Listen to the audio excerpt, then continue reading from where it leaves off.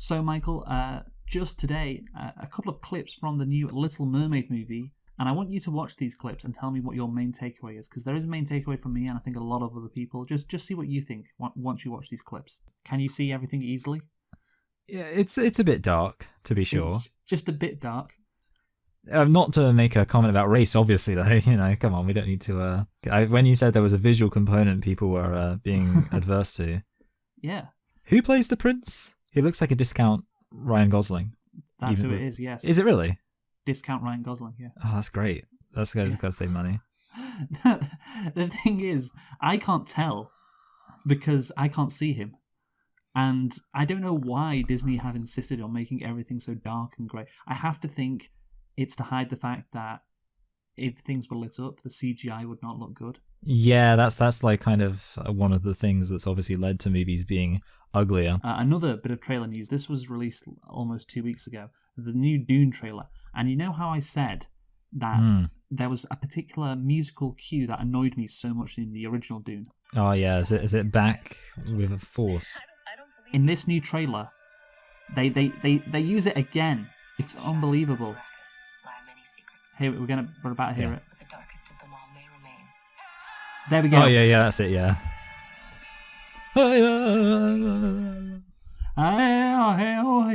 And it's used like 2 more times as well. So that thing that really annoyed me in the original, well, not the original Dune, part 1, that seems to still be in the movie in part 2. Oh wow. So yeah, that's going to piss me off. But speaking of getting pissed off by movies, let's review F9. Yes.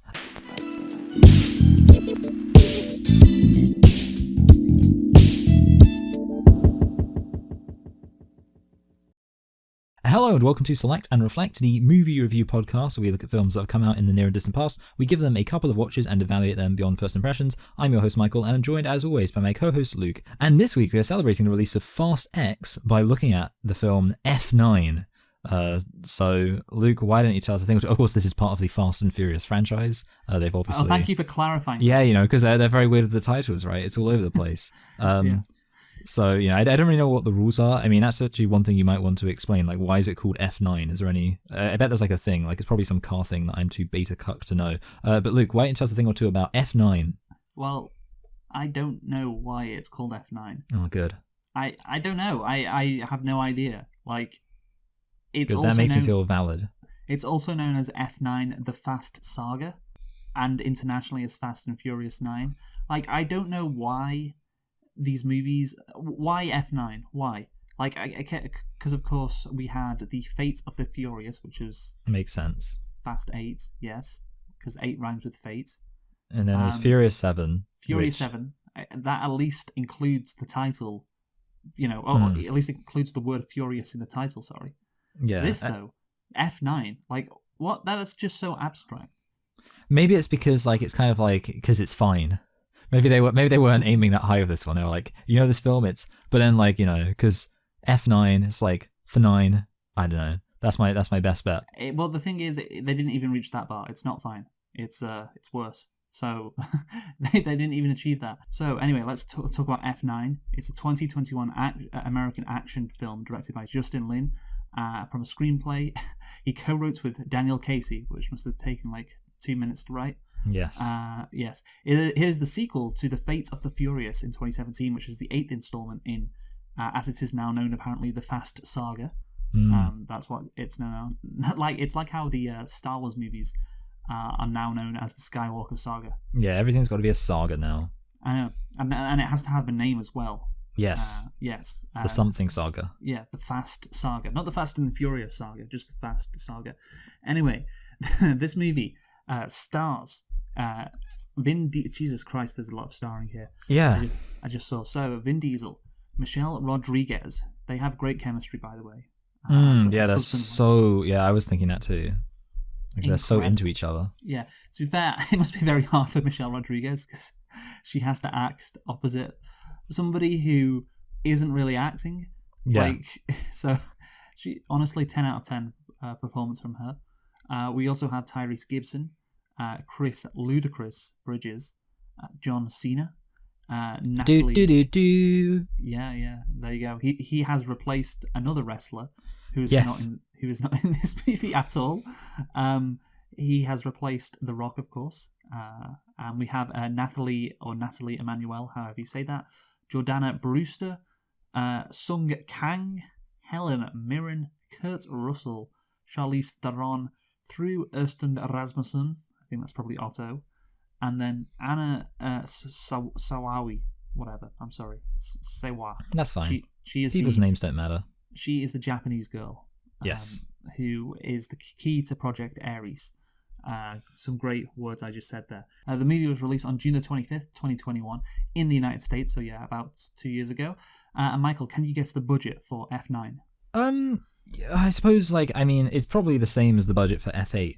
So I'm going to guess it was probably I feel like at this point it's sort of one of those situations where the actors get paid huge amounts of money because it's a guaranteed cash cow, and they all just show up to collect a paycheck. So I guess it had a budget of 120 million. Why not just say 200, you fucking moron? Why? You know how much these movies cost. Why would you guess so low? Well, Why? I guess I went for 120 though, so that's good, isn't it?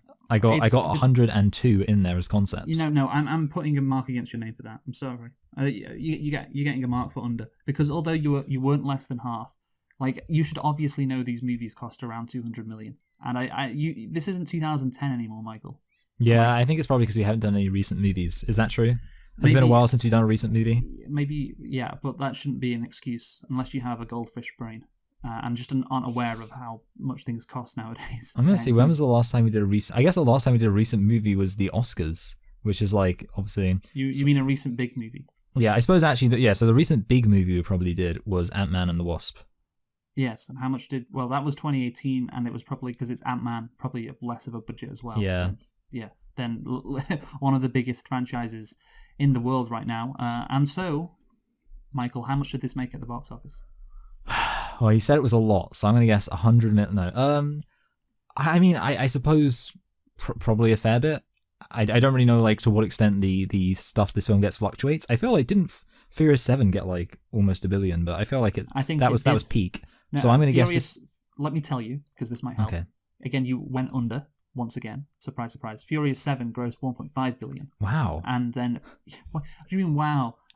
How does this amaze you? I just I don't know. I remember when a film's getting $1 billion felt like a big deal. Back in 2003, for fuck's sake, every Marvel movie now grosses that, apart from the recent ones post COVID. But anyway, this movie actually no. I'll tell you a bit more information. Fast and Furious 8 grossed, I think, about $1 billion. Fast and Furious 7, $1.5 billion. Okay, so it is trending down, which is kind of, in my head I was Furious 7 I think was peak. So I'm going to guess it trended down but not by much. So let's say this made 850 million. Okay, the thing is, this was also in COVID times, which you did not factor into your analysis, even though I did mention it before. You did mention it, yeah. Yeah, and again, that's another goldfish brain. You just forgot, but to be honest, you aren't that far off, because it's only 726 million. Anyway, Michael, did you like F9? Well, I gathered that you didn't like this film. I will say, for my part, that I did find this film entertaining, in that it was dumb. So which it didn't have to be these films can be boring, and I certainly think the earlier Fast and Furious films are actually kind of boring. The second one and the third one, where it was really boring, and then. Obviously, recently they've leaned into... I'm sorry. Did you just say Tokyo Drift was boring? I feel like it was kind of boring. No, I know we've reviewed it before, but I remember it being kind of boring. There's too many talking scenes or something. But there's not enough... It's so bad it's good. So these Fast and Furious movies, they can fall into a couple of categories. Well, 3 categories, okay? One of them is passable. It's an okay movie, and I think maybe a couple fall into that. Maybe 3 if it had a push, and then you've got so bad it's good, entertainingly bad, and I think that Fast and Furious 2 and 3 both fall into that category. But then you've got these recent Fast and Furious movies which just fall into another category, which is just not entertainingly bad, not even schlocky bad, just brain dead bad. It's hard to really find fun in the fact that these things are bad. I think we have a slight disagreement, because I would say there's so bad it's good, and there's so dumb it's good, and so I'm not going to say I love these films, but to be honest, I do actually find sometimes when I realize just where they're going, and obviously I don't want to give it some of the there is that aspect of upping the ante that we've had quite Yeah, reliably but for the past few films, and I Okay. do find that aspect entertaining. Okay, they went into space in this one. Yes, that's the big thing. Yes, but the thing is, they only went into space because of those memes that were circulating around the internet. Oh, what are they going to do next? Oh, I bet they're going to go into space. So that's why they did it. Yeah, well, Like- we like when people feed into the memes. That's why everyone likes Morbius. And the thing is, I can tell watching these movies. So normally, like Fast and Furious 2, for instance, which is entertainingly bad. Like it's a schlocky script and it's got some stupid lines of dialogue, but it's the budget is quite small compared to say this movie, for instance. And there's not that much effort put into it. Like the studio doesn't care that much, and it's not like a big event. And so then you get like this like fun, entertainingly bad movie.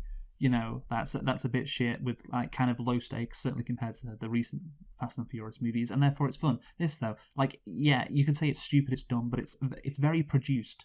Do you know what I mean? There's a lot of money spent in a movie like this, in terms of course the actors you mentioned before, but the CGI, the action set pieces. There's a lot of money spent into it, and I guarantee the script is combed over. Yeah, well, it sounds like you're almost kind of touching on the issue of authenticity, where basically Yes, that's a good word.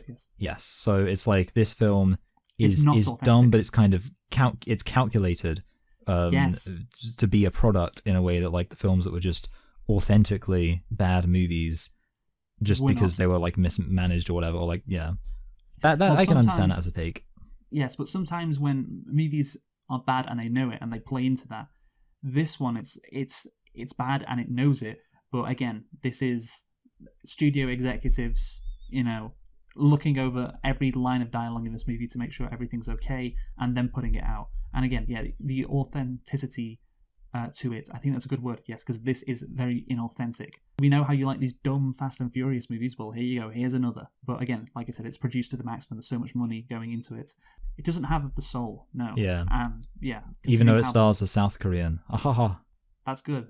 So do you see where I'm coming from? I do see where you're coming from, and I can, you are seen and you are valid, Luke. And I understand your perspective on the complexities of this, kind of nuances of what makes a Fantastic Furious movie entertainingly bad.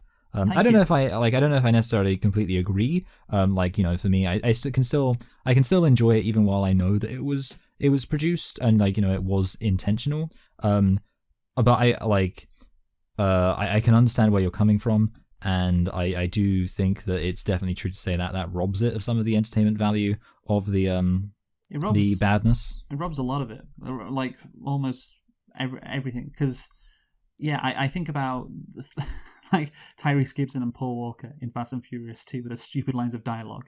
It's like somebody wrote that, and it's like, oh yeah, they don't really care, the studio, about this movie, so it's just kind of like fun. This is like, oh yeah, we're gonna make it stupid on purpose. So is Vin Diesel not in the second one? I can't remember that. No, he's not. No, we Yeah. reviewed this movie, don't you? I know we remember? did. I know we reviewed it. So wait, which reviewing ones that. we reviewed? We reviewed 1, 2, 3, 8, and 9. Yes, Okay. just a massive swathe in the middle. But Which we skipped in the middle. Yeah. Like I really wanna. The only one I remember, and this is the one that sticks with me, is the one where I think it's the 6th one. They're like on the bonnet of a car, and the cars crash, and it causes both of them to go flying off the bonnet of the car, and Dominic catches a woman in midair. Like they go like flying out of the car And because the onto car another like bonnet. crashes, and then they crash onto another car. Well, the thing is, so much bullshit like that happens in this movie. And again, the producers or the They were like, writers, we got to the have those dumb moments like that. Yeah, the studios are like, oh, people like those dumb moments. People mean those dumb moments, so let's put them in the movie again.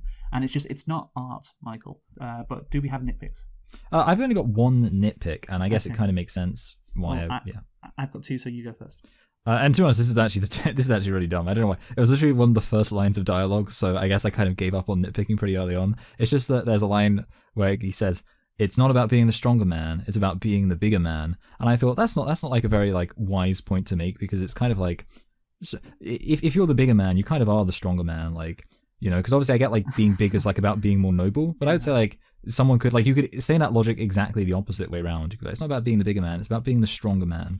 Nah, that sounds worse, dude. Nah, that sounds worse. Okay, yeah, fine. To be fair, I thought you were going to say that sounds a bit gay. Okay, yeah, I guess I'll say that. It sounds, yeah, that's a better nitpick. It sounds gay, and that makes it bad. Thank you. It's not about being the strong man. It's about being the bigger man. What do you mean, Dad? That sounds a bit gay. What do you mean the bigger Yeah. man? Yeah. Well, bigger. Not down there. Yeah, maybe. Yeah. So my first nitpick, the young Dom Toretto looks older than Vin Diesel did in the first Fast and the Furious movie. Because I know this because we, of course, reviewed that movie. Yeah. It came out in 2001 or something. Mm. And yeah, it is... It is crazy how young. Well, I mean, it's like 20 years ago, so it's not that crazy. But like that guy looks about like 25, Yeah. and Vin Diesel in the first movie looks about 25. Yeah, Vin Diesel was born in... Oh, wow, actually. He was born in 67, so he was, I guess, 33 when the first film came out. Okay, 33, 34. Yeah, so fair enough then. But yeah, he just looks younger. No, yeah, that makes sense, yeah. I think he's got a very smooth... Like, Vin Diesel's very smooth. Yes. Unnaturally smooth. That's the thing. Maybe as a younger man, he looked even more smooth than he does now, so that gives the exaggerated appearance of youth. But anyway, so also my second nitpick, also focusing on, I guess, the appearance of the Toretto brothers. John Cena does not look like he is Hispanic. And it's hard to be Dom's brother. It's hard for me to believe you're Dom's brother if you don't look Hispanic in any way. Yeah, they have like a line about that, don't they? Where they say like something about like... doesn't the British lady say, it's like, your Toretto ancestry? No. See, I was going to explain this before you cut me off, and I was going to explain it correctly, unlike you with your stupid... Well, I like to be an effective contrast for you. Okay, so it's not Helen Mirren. It is instead Cypher, who says to John Cena, you've got a Nordic chin or something. The Toretto family bloodline has a lot of... It comes from a lot of places. Some bullshit like that. And I was just thinking, oh, is that their excuse for for making it seem like John Cena is actually Dom's brother because he's got some Nordic blood in him? He's like, okay, I can see like maybe in terms of their physical appearance how they could be brothers, but like John Cena is very definitely white, and Vin Diesel is not white. They should be half brothers. If they were half brothers, that would make more sense. Although I'm not sure how that would work in the movie. But anyway, so let's move on now. So the plot concepts of this movie. I took this description for what happens in this movie from a very legal website that I use. Michael, do you want to hear it? Yeah. Well, I love these descriptions. They're always the best part of the podcast. Mm-hmm. Your fun descriptions. So this is it. The next installment in the franchise. I can't hear you. What did I say? You said the next installment in the franchise, and then literally after that it was all paused. No, that is the description. Oh, okay. Yes. So I thought it was going to be a bit more elaborate than that, but okay. No, yeah. I mean, you can't argue that. That is correct. That to be honest, like they can just copy and paste that to literally any sequel now. But I love that because it so succinctly sums up these movies. It's just like it's the next one. Yeah, you know what you're gonna get. You know what there's gonna be car chases. There's gonna be explosions. There's gonna be ridiculous, death-defying stunts. Which of course aren't actually stunts by the actors, but you know what I mean. Yeah, and it's very CG. There's going to be like something that could cause the end of the world, and the CIA or the FBI maybe they'd get in on it, but if they're not in on it, they'd probably try and stop it. They're not gonna have anything to do with it. It's just going to be these car guys from LA who are going to save the world. Remember when we used to drag race? By the way, I haven't mentioned it. Did you see the Onion video I sent to you? Yes, I did. Yes, I've already seen that, by the way. Yeah. Oh yeah, I thought you might have, but yeah. Yeah. Well, Wikipedia does give a description. By the way, that's a little more fleshed out. Yeah, fleshed out exactly. So in the film, Toretto and the team come together to stop Toretto's estranged brother, Jacob. And by the way, his name is spelled with a K. Weird. That is weird, isn't it? Rogue covert operative Otto and cyber terrorist Cypher from using a new weapons program. Like what I put here, just a load of shit. It's just what you would expect. Like they're trying to stop these bad guys. There's some cool races. Actually, no, there's not some cool races. My bad. Yeah, are there any? Yeah, do any? Oh, I guess there's one race which is in a flashback, which is they're almost like they're admitting it. There's two races. Yeah, that's what I was going to say. There's two races, and that happen in flashbacks. Two races. Oh, yeah, because then there's the NASCAR at the the beginning. Yeah, I was just thinking of the drag race. Yeah, I don't think it's NASCAR, but whatever. Well, whatever. See, I just thought because they were going around in circles, that made it NASCAR. There's more than one racing series in America, Michael. It's not Oh. just NASCAR. I see. Yeah. Anyway, so it's a bit low budget for NASCAR, I think. But yeah, there's just a load of shit in this movie that you would expect in Fast and Furious movies, and I also put there's no Dwayne the Rock Johnson, which is of course understandable given his beef with Vin Diesel. And Yes. also, do you remember from the previous Fast and Furious movie, The Fate of the Furious? Do you remember the white guy? The white guy. Yeah, the white male in his late 20s, early 30s, probably. He was. Oh yes. And he was like going to be the replacement Paul Walker. But You got the impression. Wasn't he played by Clint Eastwood's son? Well, oh, that makes sense, I guess. Yeah. But then he was kicked off for this movie. He's not in this movie, and I don't think anyone acknowledges him. Is he called Scott Eastwood? Probably, yeah. But the thing is, at the end of Fast and Furious 8, they were all having their barbecue, weren't they? If you remember. And Yes. like they do. And he was in that, and Dom Toretto was going on about we've got family, that's all that matters. And he was there, so the movie was implying he's family now because he's been on missions with these guys. Not anymore. Not anymore. Apparently, he's in Fast X. Oh, okay. Yeah, I looked it up, and he was in Fate and Furious, and here's the thing: they love bringing people back, don't they? they do love bringing people back. But I noticed that. But to be brought back, you have to miss a movie. Yes, Otherwise, that's it. Yeah. you're not being brought back. So I mean, there even we go. like obviously Vin Diesel. I mean, he had to be brought back. He missed a movie. Everyone eventually has to be brought back. Those are the rules in this franchise. So therefore, you have to miss one. You have to take a spell on the bench. I literally am convinced that the first people to kind of bring about immortality and undo the process of death will be the Fast and Furious producers, so they can bring back Paul Walker. Ooh. That's going to be they're going to be the first ones to do it. They're like, we've got to do it. The thing is, Imagine the box office. they did bring him back though at the end of this movie. Yeah, exactly. Yeah, that's the thing. Yeah, they kind of used a little bit of subtlety. Dom argues with rival racer Kenny Linder about his dirty tactics. During the race, Linder's car clips Jack's bumper, causing his car to crash and burn, killing him. Yeah, I thought it was nice to have some actual racing in this movie, because of course that's where it all began, instead of all this espionage, secret agent bullshit that was to come. It was like, those were the good old days, when these movies were actually about racing. Not street racing, but at least there was some racing. Yeah, I mean, so I actually I wrote that I found the beginning. I did recognize that it was doing that. I actually found the beginning kind of dumb, just in that it all felt a bit melodramatic, which obviously is not surprising. But I found it funny the way it was this tragic backstory thing, which obviously had never been introduced before. I like that aspect of it in terms of it being a bit silly. But yeah, I would agree with you that it was a fun way of kind of going back to the roots of the story. Good, Yeah. love that. No, you are correct, yeah. I think that was something that, hey, at least they gave us this. I was like, oh, this is like an actual proper movie, at the start. But anyway, 30 years later, 2 years after the confrontation against cyber terrorists, Cypher, immediately we're back to this bullshit.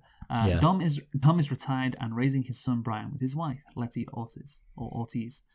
Roman Pierce, Tej Parker, and Ramsey. She doesn't have a last name, or a first name, I guess. Yeah, I remember her being called Ramsey for no reason. So anyway, Mr. Nobody's plane was attacked by rogue agents, who abducted Cypher and crashed into Monte Quinto, a fictional Central American country. They didn't want to call it Guatemala or El Salvador. Firstly, all that shit about Cypher. I mean, do you remember her from the last movie? Yeah. She killed... Well, I mean, obviously... we've got a reason to dislike her because, as we're reminded in the most organic line of dialogue, Tyrese Gibson's like, "This is the woman who killed the mother of your child." In Fates of the Furious. Yes, yeah, in the last film, not including the spin-off. That was the one piece of dialogue that I wrote down that really stood out to me, and I guess part of it is when it's early on, you notice the bad dialogue more. There's another bit of dialogue for me. It wasn't annoying, it was just funny. And we'll get onto it later. So basically, yeah, Cypher. all the shit with Cypher, the hacking, Mr. Nobody, rogue agents, it just makes me sigh and roll my eyes. Just no car stuff. We're right back to this. But yeah, I've already said my issues with the direction this franchise has gone. Also, so the movie starts off with Dom being retired to look at, because he has to look after his son. What is the point of Dom being retired if he immediately just goes straight back into being the secret agent car guy? Yeah, that's a good point. Yeah, there's not even like much kind of an issue for him like returning. Because this movie has so many characters and so many plot lines and such a fast pace that they can't spend any time with him just being not retired and making a big decision. Yeah. Like, he is retired, and 5 minutes later he's back. And I know maybe you could say, well, it's because of his brother John Cena, and that's why he immediately just goes back into it. But it just seems so pointless to be like, nah, I'm done with that life. And it's like 5 minutes later he's back doing stupid street races. Oh, no, sorry, not They're racing. back doing stupid secret agent operations. Yeah, sorry. God, I can't believe I thought this was an earlier Fast and Furious movie. I thought this had racing in it. Yes. You thought people were driving fast, you fool. Well, they are, to be fair. That's true, no, yeah. Yeah, And to be honest, they are driving pretty furious. Like, let's give them credit where it's due. Yes, I know. That is true. That's what allowed them to keep the titles, even though they still wanted to change it. Anyway, Yes. So searching the plane, they find part of a device named Project Ares. Oh yeah, so they go to Monte Quinto or whatever, which can hack into any computer-controlled system, because of course it can. Yeah, hacking's like their new thing. Like, it's always hacking. It's been hacking for ages. They love hacking because it's this fucking thing that can mean anything. Yeah, exactly. Like, no one knows what hacking is, so it's just like someone just be like, "Oh, I can access the mainframe. It's heavily encrypted, but I can do it." And I was like, "Yeah, I guess you can probably." Yeah, like this talks about firewall. I know Ramsey has some dialogue at one point where she has some like hacking lingo. Yeah, and it's just like, I mean, I get why you put it in there, so people who you don't really need her to say it, but whatever, maybe add some authenticity. But like these movies, I can't just they're not realistic, so there's no real point in her saying that lingo to make it realistic. But whatever. So searching the plane, they find parts of a device named Project Ares, like I said, but then the team is ambushed by a private army led by Jacob, who steals the device. And yeah, so always computer-controlled hacking systems which are technologically omnipotent. That's what this movie is, or these movies now are all about, of course.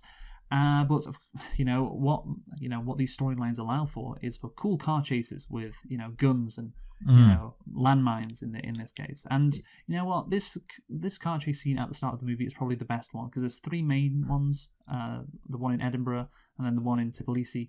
This one is probably the best one. the landmine element is quite good. Yeah, I do like that. Yeah.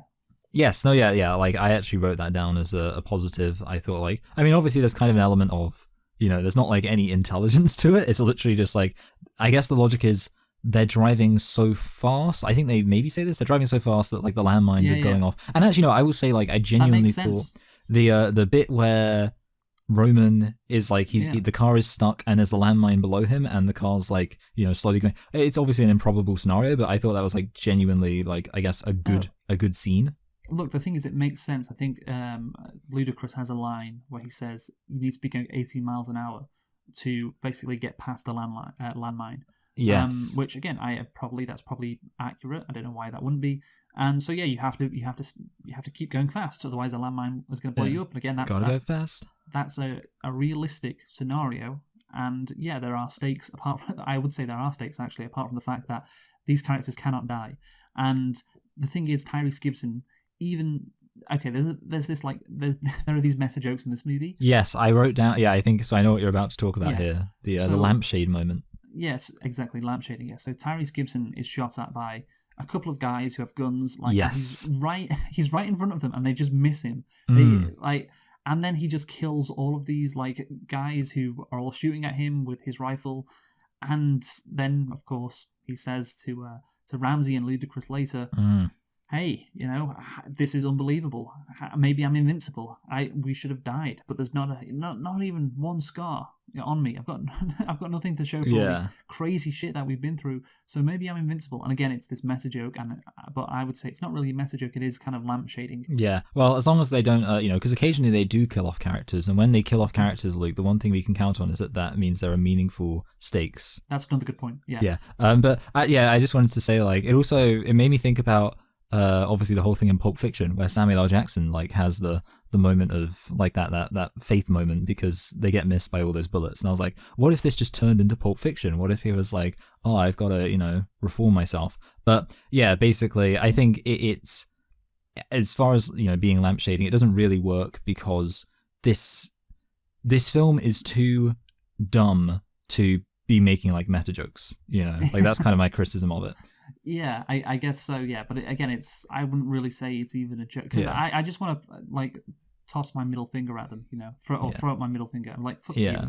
you. I am not in on this joke because it's an actual problem. Yeah, because it is an actual problem with these movies. Because he's getting shot at by everyone and just not one bullet hits him. And I'm like, well, what the hell am I watching here? How is this entertaining? Yeah, I've always thought, like, the thing is, they also don't even have an excuse because they're, like, constantly introducing new characters. Like, the roster is growing. So did you say roster? I did. And I realized afterwards, I was like, no, it's roster. I knew I made a mistake, but you're right, I did make a mistake, and you're right to call me out on it. Anyway, the point is they're always growing, like, the cast, they could kill people, but easily. Yeah, exactly. Like, it's not as if, like, because obviously when you watch like Superman or Batman, they're not going to die because they're like irreplaceable. Well, but all of these characters are replaceable. Apart from Dom and probably Michelle Rodriguez. Yeah, but then having said that, I mean, even then, at some point they could do, like, you would think, maybe one day he's going to get bored of doing it. Actually, in a previous movie, maybe Michelle Rodriguez died. Maybe, I can't remember. Yeah. So I was like thinking about, like, she died, and then I think it turned out she actually she had amnesia. Obviously, and they had to, like, go and get, like, her amnesia cured. It was like something along those lines. I think that was like the plot of the Sick film. Okay, well, anyway, let's, by the way, these last two Fast and Furious movies are going to be the last two, so yeah, Vin Diesel is tired of it, by the way. Why are they ending at 11? That's such a weird number to end at. No, these two movies are like, it's like part 1 and part 2, so there you go. It's like the Deathly Hallows. But anyway, let's talk about the fact that, again, Michelle Rodriguez, I brought her up, and Dom Toretto as well, or Vin Diesel, because the character is actually called Letty, I think. But yes. So she flips off her bike and Dom catches her on his car, which again, like, this movie plays it off as like a genuine heartfelt moment, like, oh, he just saved her. But like, the movie also acts like the car is made of fucking pillows and not metal. Like, is it even that much better than hitting the ground? Like, if you slam into like a car, I just can't believe that moment. Do you remember that? Oh. And then they look at each other, and she's like, "Oh, thank God I've got you. Thank God you've saved me." And he's like, "Yeah, I have." Yes. I'm just remembering, so this scene was like way longer than, because this scene had like the fucking thing with the bridge in it too, didn't it? Yeah, that's what I'm going to get onto. Yeah, so like I'm just remembering, because in my head I was thinking like, oh yeah, it had the landmine, and then like landmine happens. Yeah, but no, like this scene goes on for ages. Yeah, so later on we get to this cliff, and the bridge has been decimated because of, fucking Tej or whatever going over it with his car. So, Dom and Letty, they've got an issue, right? They're driving on this car, and they don't, they're going to drive off the cliff. So somehow he attaches the car to like the bridge, and then swings over the cliff. Yeah, and it's like a rope, like a rope bridge. Like, yeah. How strong is this rope? The rope is super strong, and then they swing and hit the side of the cliff, badly damage the car, and then the car does several flips. And if you are inside this car, by the way, you are dead. You've died like 3 times. Yeah. And then it doesn't even injure them. Like, they seem unfazed. And it's just so unnecessary. Why did you have to do that? Why did you have to insult our intelligence by showing all this carnage that was just done to this car, and then just have them survive? Yeah, like, again, like, I mean, it could have been like slightly real. Sorry, not survive, not just survive, just no injuries at all. Like, why was that necessary? Yeah, exactly. Like, and everyone's just like, oh, that was a crazy. Like, this should be something which, if it's going to happen in a crazy film, because films are going to be crazy, it should be like a final action piece. Moment, not just like something that like casually just happens. Yes, it just casually happens at the start. Like, just another day at the races. Exactly. God, I don't know how somebody can get into this movie, like be engaged with this movie when watching scenes like that. But anyway, we're introduced to Jakob, Dom's brother, or Jacob, who has not been mentioned in the last 8 movies, of course. This is his first mention, despite being Dom's brother. So when Dom sees Jacob again after all these years, I just like how he looks so unmoved. It's just a blank expression. Of course, this is Vin Diesel's acting. Yeah. He just stares at him with the most gormless look. And in general, he just looks very gormless. Like, that's what I said before when he's acting with Michelle Rodriguez. He just has this blank expression on his face, which is just hilarious. But anyway, Jacob meets with Otto, his associate and financer. Cypher, who's been held at their base, tells Jacob that the other half of Ares is in Edinburgh. That's the thing, Mr. Nobody divided Ares into 2 pieces. Why not divide it into like 4? I don't know. Anyway, so Cypher's stupid abilities aside, she psychoanalyzes Jacob, doesn't she? Like, she's this master hacker, which, okay, is a bit of bit stupid, but she also is a master psychologist as well, and she happens to know all about all the potential storylines and this character's motivations too, and it's just so on the nose. Like, instead of the movie letting or showing us, this guy's motivations. Of course, Jacob, how he feels being Dom's little brother. No, let's just have another character who shouldn't really be interested in this brother dynamic. Yeah. Just tell the audience that instead. It's just really unsatisfying once more. Yeah, absolutely. Yeah, I thought that too. Like, it did feel like just the character, explaining the motivations. There's this famous line from a TV show I don't watch called Doctor Who, but it became like a very famous cringy line in like the recent, Jodie Whittaker seasons, where like there's a scene where there's like some kind of Cyberman or whatever. Obviously we're not nerds, so we don't really know it. But basically, Jodie Whittaker says, You are supposed to be a machine, but you've got a human consciousness. Now that's what I call an inner conflict. And she says that line, and like it became like a very famous cringy line because she's literally announcing the motivation of the character. But like that's what I thought of when Cypher's saying this stuff. Like, now that's what I call an inner conflict. Oh yeah, I bet you, John Cena, you're really feeling something, you're jealous of your brother. Yeah, you're feeling jealousy, and you want to one up him, but also I guess that there's this emotional attachment you have to him because he's your brother.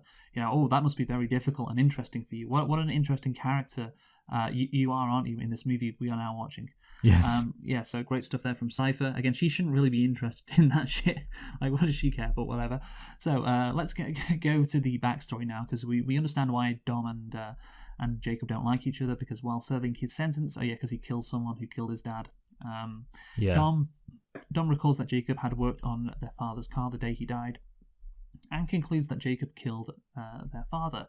Upon release, Dom confronts and challenges Jacob to a race, forcing him to leave town when he loses. Again, the only time we get racing is in these flashbacks. The first actual street race in like 6 movies, and it has to be a flashback, but whatever. Also, this is my biggest criticism of this, Michael. So Jacob, obviously, we find out later, like, his dad planned the accident because he wanted to throw the race because he was in debt or whatever. Okay, that makes sense. The thing is, though, Jacob just... When your brother is accusing you of murdering your father, you think maybe you'd be like, okay, I'm just going to tell him what really happened. There's keeping a secret and there's keeping a secret. Like, I'm sure he wouldn't be that annoyed with you, the fact that, you wanted to throw a race, or like the pain for him knowing that his brother murdered. Like that thing is obviously way harder for him to... Yeah, obviously he wouldn't like the fact that his dad threw a race that he was heavily invested in. He would probably think less of his dad because of that.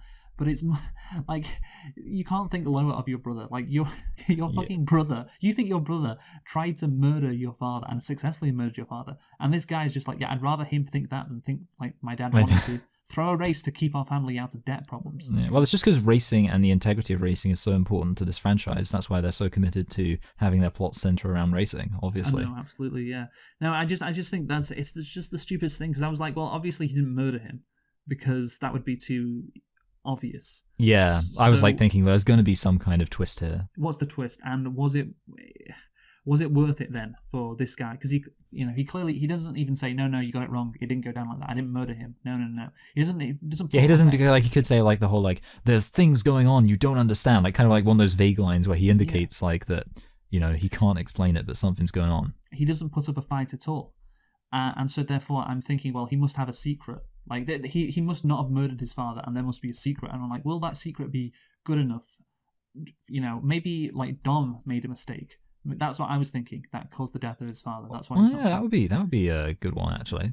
Then, like, it could explain why he didn't want to tell Dom, because, like, let's say, like, Dom made a mistake, and then he doesn't want Dom to know that he was the one responsible, and 2, like, let's say he always believed that Dom was, like, better than him, and because he believed Dom was better than him, he thought Dom couldn't have made a mistake. So let's say he saw Dom make the mistake that led to the dad being killed, but he didn't say anything about it at the time, so now he's got, like, guilt and resentment about the fact that so that's why it's all going on. Oh, that's good. And that took us like 2 minutes.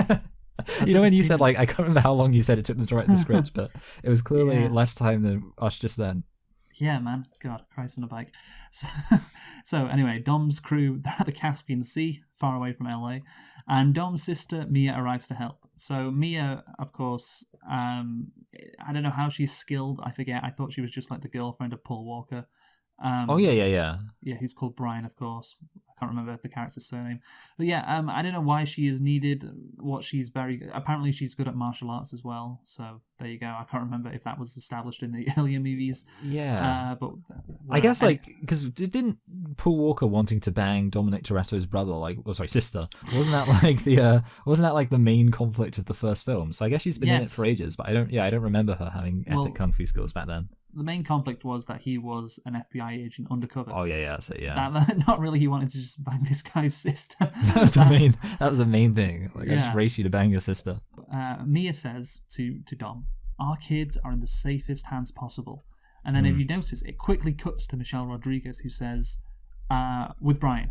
And then it just snaps back to their conversation, like that line was added in post because they thought we're idiots.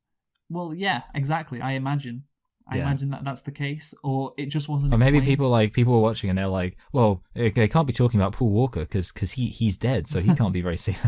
Yeah, he died in a car crash. He can't be that safe. I'm not sure, but anyway, it was clearly not intentional in the original script. There wasn't meant to be a gap in what Mia was saying, but yeah, I just found that a bit amusing with Brian, just because the audience won't get it, man. The audience won't understand.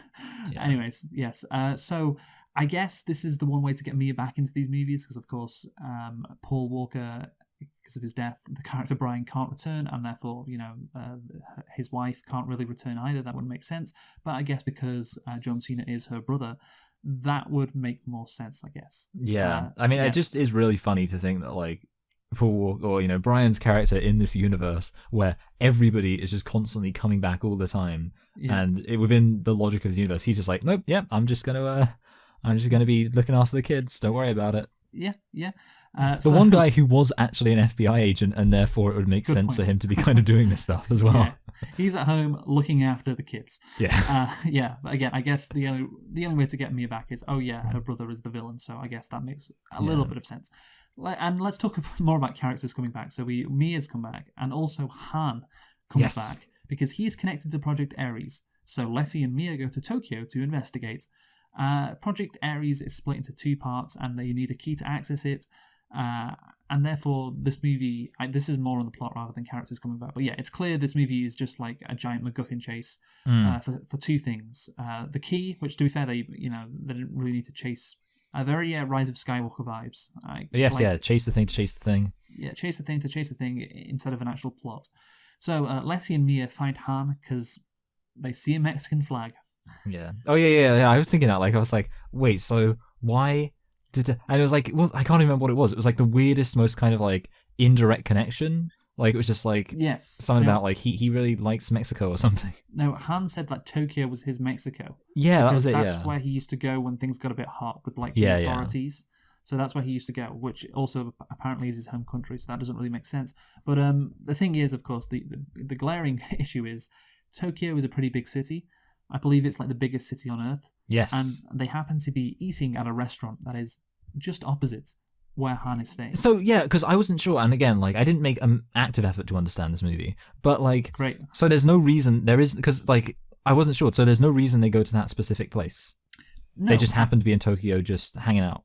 Well, they go to Tokyo because they need to find Han. Yeah, sorry. Yeah, so what I mean is there's no reason they go to that, because I was like thinking, because obviously there was that like church or whatever on the postcard, and I was thinking, there must be something to do with the fact they received that postcard that tells them to go to that specific place in Tokyo. So they literally just are in Tokyo, and they happen to be there, and they just see a Mexican flag anywhere in Tokyo. Okay, yes. Okay. That's why I was highlighting it. I mean, it's crazy. Okay. Right, so Han, of course, died in Fast and Furious 3, Tokyo Drift, but he also died in Fast and Furious 6. Did he? Well, so he dies at like the end of Fast and Furious 6 because of like the timeline thing. Oh yeah, but like I know what you mean. Yeah. Okay. But yeah, of course.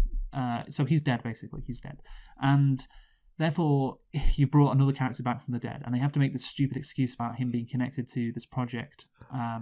Just what is it called? Project Ares. And I just think it's so hilarious how this guy was just like a street racer back in Tokyo Drift, and now he's like defending the key to this Project Ares, which could cripple everybody Yeah. could make whoever owns this this key the most powerful person on Earth. I kind of love it because I like the fact that like obviously when this guy, because the first 3 films were very much just like personal stories. I mean, I guess like the second one kind of got crazy, but obviously like the third one was. Well, this is the whole essence of these movies now. Exactly. So it's like funny to have this guy who was literally just like a one-off character in this story about some exchange student in Japan learning how to drift, and like I want to drift. He gets it's almost like the movie.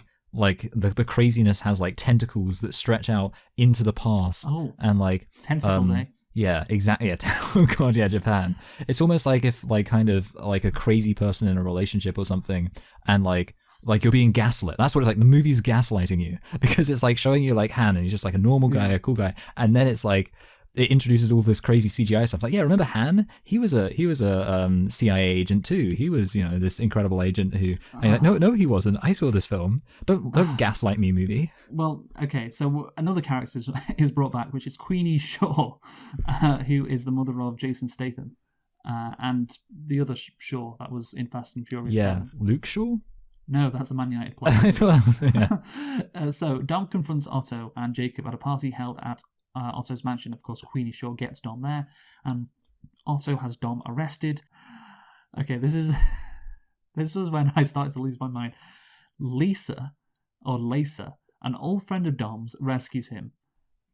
Okay, yes. so this bit, yes. So this is Cardi B, and she is impersonating an Interpol officer, and she is not in any other movie.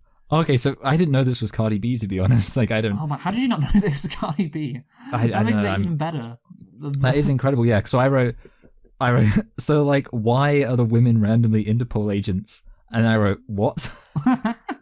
So it's Cardi B pretending to be an Interpol agent, and she's apparently not been in any other. I have not seen Fast and Furious 5 or 6. Yeah. And I think I've. But seen was Cardi B even a thing? I don't know. When did she become a? Well, this was filmed in 2020 or. Yeah, so I'm just wondering whether she was a thing with like when Fast 5 was out, because that was like 2000. No. That's what I'm saying. I don't think she was. So yeah. I don't think she was in any other Fast and Furious movie. So this is just Cardi B randomly showing up and like getting Dom out of trouble. Okay. Apparently she's in Fast X. There you This go. is great news. I'm excited for this. I can't wait. What authority is she going to show up next as and get Dom out of trouble? Who knows? We'll have to wait and see. But yeah, it's like a parody of itself, honestly. That's what it. And I'm just thinking, how does anyone who watch these movies seriously? Because that's the thing. These movies at points try to be serious, and it's just so hard to take them seriously for a bunch of reasons. But especially this, like how Cardi B can randomly show up, impersonating an Interpol officer, and rescue Dom Toretto. Obviously, there's a bunch of logistical nitpicks, but like, who wrote this into the movie, man? Yeah, it's such a random like, and it's not like satisfying. Or it kind of reminds me of like obviously at the end of like Ocean's 11, where it like turns out that they were the ones who were pretending to be the police, and that's how they rob him and blah blah blah, and it's very satisfying. This is just so dumb, and like it's dumb because like obviously, and I know you mentioned logistical stuff is like obvious, but like the fact that the guy has connections to Interpol, so he makes a call to Interpol to arrest Dominic Toretto, and then like somehow that call to Interpol gets intercepted by Cardi B, who decides to get together her like female femme fatales to go and dress up as Interpol agents to rescue Vin Diesel. Wonderful. So Roman and Tej also recruit Sean Boswell, Twinkie and Earl Hugh. See, I don't remember Twinkie and Earl Hugh. I don't know if they were previous characters, but of course Sean Boswell was. He was in the Fast and Furious Tokyo Drift movie as the main character, the guy who just, he wants to know how to drift. Yeah, and he's like so southern. It's crazy. Yes. Yeah, I just want to know how to drift. I just want to drift. Right, and yeah, he succeeds, to be fair. And they've been working on a rocket car, so they're rocket scientists now. Yes. So I don't know if Sean Boswell. Look, I remember his character in the Tokyo Drift movie. He didn't strike me as a particularly intelligent guy. So I don't know if if he does anything regarding like the science, but in general, I would say it's probably not a career path that he should have realistically found himself in. To be honest, but they needed a rocket car. Because he needs to be a rocket scientist or connected to rocket scientists because they need a rocket car to go into space. So it's a nice way to shoehorn him into this movie. Well, I say it's a nice way. It's actually not. It's actually quite ridiculous Yeah. and unserious. But yeah, and that's the thing. You have like 4 people from previous movies, or some who weren't even in previous movies, who were like in Dom Toretto spin-offs, which the audience didn't see in the case of Cardi B.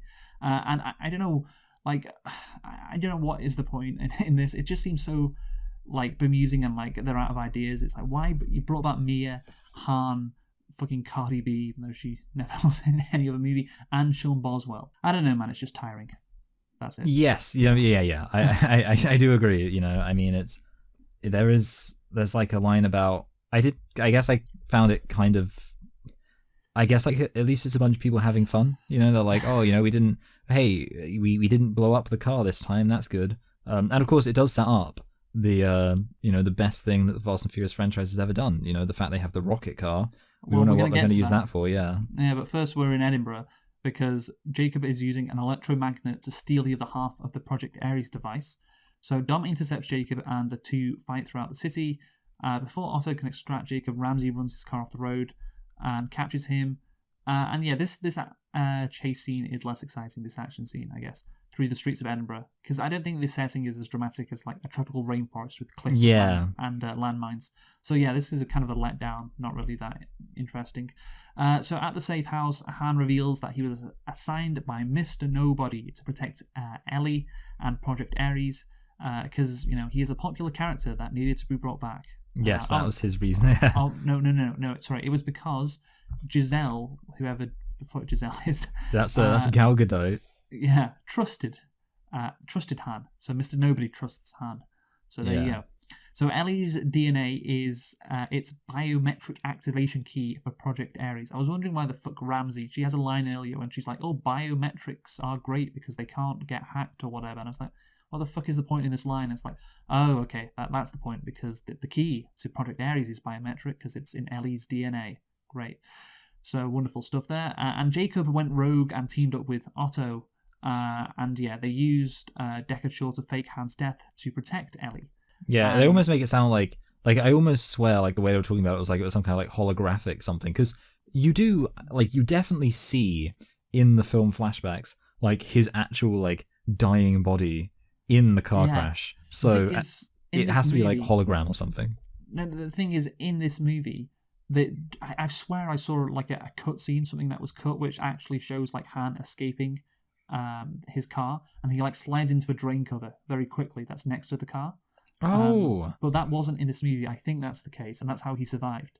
Yeah. That might have been, I don't know. I almost feel like that might have actually been another thing that happens in a different Fast and Furious with a different character. Like, I almost feel like there's another character who survives, and they survive because of that. I could be wrong about that. Jesus Christ, whatever. Who the fuck? Yeah. The point is, like, Han is back from the dead because anyone can be back from the dead in this franchise. Yes. It's really worse than Marvel if you think about it. And so Deckard Shaw wasn't in on this. So, like, wow, Mr. Nobody timed that up perfectly with a guy who was trying to kill Han. And that's actually a really good point. Holy shit, yeah, because he's trying to kill him. He's actually trying to kill him. So luckily he didn't, and just left enough wiggle room for it to look like Han died, but it actually didn't. And yeah, it's just unbelievable. And also it's kind of insulting. If think about that moment with Han. It undercuts it. And it undercuts any other deaths that happen now. Especially when it's like, now, like, even if a character dies and it's like a serious moment, like, entire, like, films can pass and we still don't know if it will be undone, like, at any point. Now Mr. Nobody can just say, hey, it was a magic trick. And that's it, yeah. They can be brought back, so that's great. So Otto and his men attack the safe house and free Jacob, who reveals to Dom that their father, wanting to escape deep debt, had instructed Jacob to tamper with his car to throw the race. Again, like you tell him that like 20 years ago. Yeah, but solves a lot of problems. Yeah, solves a lot of issues. So Jacob and Otto kidnap Ellie and take the other half of the Project Ares device, and Dom sacrifices himself as well to save everyone in a very weird way, which really didn't seem necessary. Because like he could have escaped as well, and I like how Vin Diesel has it in his contract. I have to beat up like 16 guys. Yeah, that was strong enough to like dislodge this bridge. And yeah, then he falls into some water and he doesn't even die because Michelle Rodriguez rescues him. It was just a very pointless scene. And I thought that too, yeah. Yeah, it's to satisfy Vin Diesel's ego more than anything. That's what I felt while watching it. And yeah, I guess it does show the flashback to when they were kids because he like hallucinates, I guess. But that's the thing. Yeah. Well, he's just seeing like what Jacob's told him in these flashbacks. Yeah, I was thinking that too. Like, yeah, like he sees his dad doing something incriminating, but he's not actually going back in time. Well, that's the thing. It's like, okay, so this has changed your opinion of your brother now? Has it? Because he, like, now you just, like, think, oh, now what he did was, I guess, noble and understandable. Because you've just seen it in your flashback. Yeah, it reminds me of in the fucking Rise of Skywalker when Kylo like imagines Han Solo forgiving him, even though like it's obviously just like his own memory of it. Yes, and look, I guess maybe you could say it's perspective because he in that flashback when those two other Hispanic guys were working on that car, while he was in prison, he says to them, "Hey, it's just a matter of perspective," and then they're like, "Hey, you're pretty smart." That's just a very generic line. Yes. Maybe I don't know. Maybe it is a matter of perspective. Now he's like, oh, I see. Like my brother actually, there's no need for me to hate him. So let's get into the ending of this movie, Michael, because of course Otto launches a satellite into orbit, and Jacob has Ellie activate Ares, and they begin uploading Ares to the satellite and moving throughout Tbilisi in an armored truck. Dom, Letty, Mia, Ramsey, and Han race to stop the upload. As Mia and Han try to breach the truck, Otto double-crosses Jacob and throws him off the truck, but he's rescued by Dom and Mia. In turn, Jacob helps Dom access the truck. What a shock. Like, that's the thing. Jacob, I think, was obvious he was going to be one of the good guys. Yeah, like, once he got his sympathetic backstory, it was like, he's going to, like, find some way of ending up being a good guy. So how is this going to happen? Is he going to have a change of heart, and is Dom going to, forgive him, and he's going to, change his mind? No, he's just going to get betrayed. So by another worse bad guy, so therefore he's not that bad. The thing is, it's all about perspective. Great, there's a great line to just wash away all these criticisms. Yes. But the thing is, he would have still been evil if he wasn't betrayed by Otto, right? He would have still been the evil bad guy if he wasn't betrayed by. That's a good point. Undercuts the actual redemption. Yeah, exactly. Well, there is no real redemption because he's been kicked off one team. Yeah, that's it. Yeah, he's just like, hey, can I hang out with you guys now? Well, now I'm going to go to the other team, and we're going to win. So, yeah, again, it's he doesn't really change and become a good guy, and so that really does, undercut any redemption, any like, oh yeah, we're all family now. No, all of that is bullshit. And again, it would be very simple to have maybe a heart-to-heart moment with Dom and Jacob, and then you could have, had a satisfying, well, maybe not satisfying, but an ending which just wasn't as bad as it was. So Otto double crosses Jacob, like I said, and throws him off the truck, and he's rescued. And then there's some fucking magnet bullshit. They turn on this magnet in this car that affects every car but Dom and Letty's car. So Cypher bombs the truck using a UAV in an attempt to kill Dom, but unintentionally kills Otto. Dom uses the ricocheting truck to destroy Cypher's drone, which is revealed to be simulated, and she subsequently escapes. Okay, so this ending scene, man, it's just unimaginable bullshit. Like, I can't believe what I'm seeing. I truly can't. This has just gone too far. It has jumped the shark by a million feet. I just can't. I can't wait until the movie's over at this point. So Dom somehow manages to get this truck into this drone and then jump out onto tarmac and be absolutely fine. Yes. No, yeah. And also, I have to say, like, it looked so CGI when he jumps. It's like insane. It's just like not even a human being. Well, I just wonder, how would you make that realistic? Because it's a very fast truck, and he's meant to jump out of this truck and seemingly be fine and just stand up. Like, that doesn't make sense because it physically is impossible. So how do you make it look realistic with CGI? Right, let's move on. Oh yeah, I just realised what the next thing we've got to talk about is space. Talking of stupid things, so using the rocket car, Tej and Roman enter orbit and destroyed the satellite, stopping the upload. Well, they finally did it. They finally made it to space. That's what everyone jokes about for years. Yes. They even, I think there's a meta line from Tyrese Gibson, who has a lot of meta lines in this movie. He says like, "Oh, it's a different level to what we've done before." Yeah. He's literally almost saying what you said before in terms of they're upping the ante. Yes. Like, yeah, we're upping the ante here. And yeah, they don't die, and the car is fine after they collide with a satellite in outer space, which they would have been going very fast, right? Yes, yeah. So like they're basically, I mean, you get that great line where he's like, maybe you're saying like that we're invincible, but maybe we're not invincible. Maybe actually we're putting our lives on the line every single time we go out there, which is kind of hard to believe. But it would have been. I mean, imagine actually how like they wouldn't do this, but imagine how poignant it would be if like he had that line about them being invincible, and then like one of them died. That would have been crazy. Yeah. Like that was like he's like Tyrese. I mean, he can go. Like, who cares about Roman? But like that would be great because also he's like the comic relief character. Like they would never kill him off, but if they did, like that would be the most intense thing ever. I'd be like, wow. Yeah, they kill off the comic relief character literally in the same film. He makes a line about like them being invincible. You know what? I don't think that would work for the movie because then the tone shift would be rather dramatic, and it's like he's making jokes about not dying. This comic relief character, and then he dies. I'd be like, whoa! But I would respect the movie for having like some balls, I guess, like to actually go and do something like that. That would be fun. But yeah, again, they're in space. It's beyond parody. We all know this. And yeah, I feel that phrase does sum up this movie quite a bit, beyond parody. So yeah, Tej and Roman reached the International Space Station because, of course, it's just around the corner, I imagine, from wherever that satellite was. It's just so dumb. And are safely returned to Earth. Of course they are, because it's very easy to return someone to Earth once they're on the International Space Station. Doesn't take months of planning, whatever. Yeah. Sorry, I hate this. It's so fucking stupid. The team celebrates their success with a barbecue at Dom's house with Coronas. Because naturally. Oh, sorry. Actually, one other quick point about the International Space Station, because I just realized this could have been a nitpick, and it should have been a nitpick. The International Space Station only it flies or only is in the air because it's moving around the Earth so fast. So technically speaking, the International Space Station is actually falling, or would, if it was stationary, fall to Earth. Which of course is funny because obviously, as they're shown in the car, they're level with the International Space Station and they're not moving fast. So actually, they should have fallen to Earth anyway. Yeah, but no, it's all about maths and physics and numbers. Yeah. So there you go. That's what Ludacris said, so that's what I believe. So while preparing to say grace back on Earth with the Coronas, of course, they need the yes, the Coronas.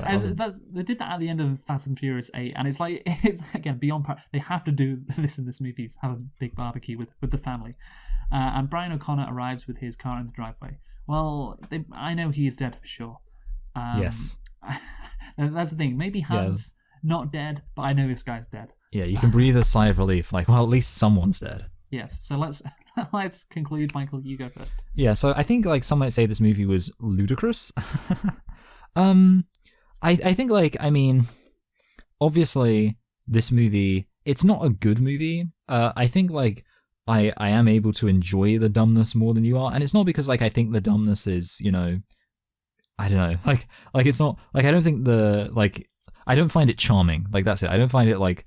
Because I think that's kind of a good way of describing your like enthusiasm for the earlier Fast and Furious movies' dumbness. Like it's kind of charming, and I don't find it charming here.